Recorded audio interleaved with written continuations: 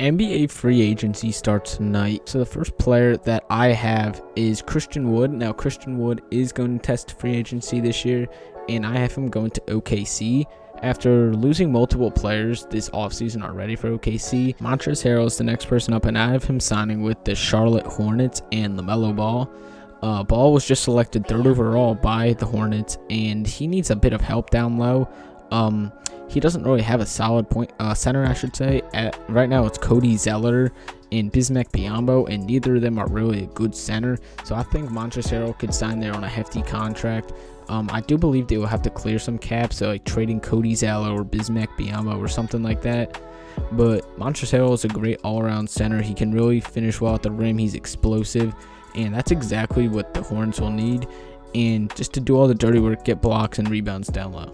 Joe Harris is going to be re-signing with the Brooklyn Nets. Now, we all know that teams are willing to give Joe Harris a lot of money, but I think Harris alongside Kevin Durant, Kyrie Irving will be huge and just help him be even better of a contender next year. One of the best shooters in the league, I think, in Joe Harris. He won a 3-point competition before, so I think he is ready to do it alongside Kevin Durant and Kyrie. He's not going to get as much touches this year, obviously, because they have them too, and who knows what can happen.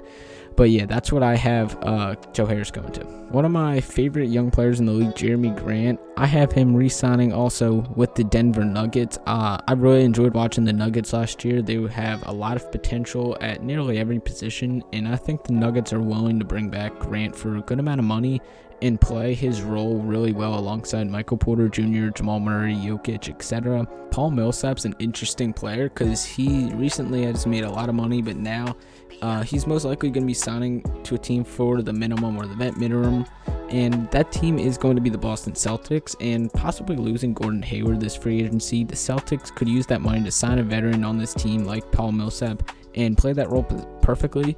He'll most likely be a backup to power forward Jason Tatum, who is going to be a star in this league one day, and he kind of already is a star. He's played really well his entire career, I should say.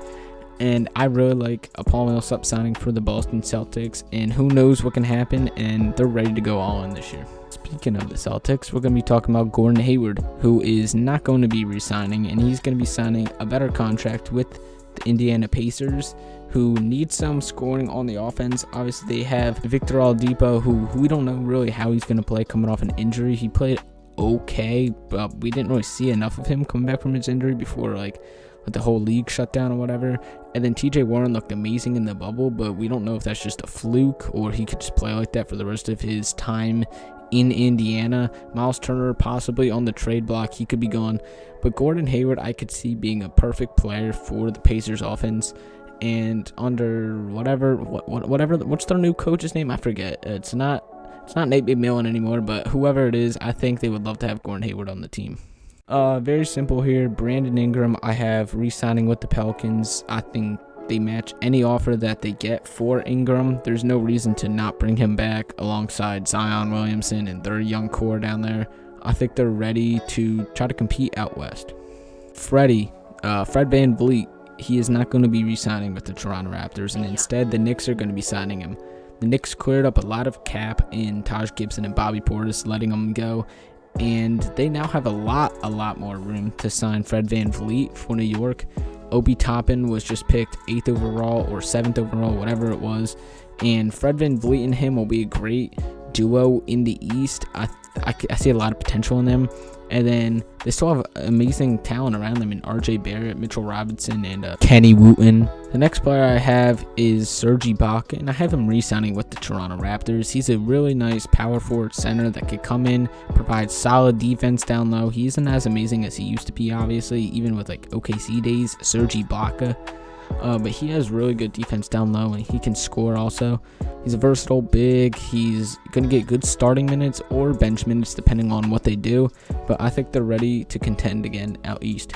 A lot of people thought it was a surprise that Anthony Davis declined his player option, but we all know he just declined just to get that bag from the Lakers. He's re-signing on a huge deal. He's ready to get that.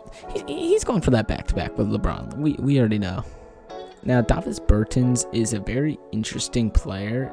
He's most likely going to get a pretty good contract, but I have that coming from the Dallas Mavericks, shooting next to Luka is exactly what the Mavericks want. Losing Seth Curry on draft night and trading for Josh Richardson instead provides a well-rounded score for the Mavericks, but I think a player like Davis Bertans could shoot insanely from downtown. He's a Latvian laser. He's going to be teaming up with another Latvian in Kristaps Porzingis as long as he's healthy and ready to go. I think the Mavericks are going to be scary next year, especially with Davis Bertans signing there. Melo. I have Melo re-signing Portland Trail Blazers. He found himself a home there last year. He played his role tremendously, especially in the bubble, and I think his teammates really liked him there. And Melo doesn't need to be signed to a huge deal, so they still have space for another player.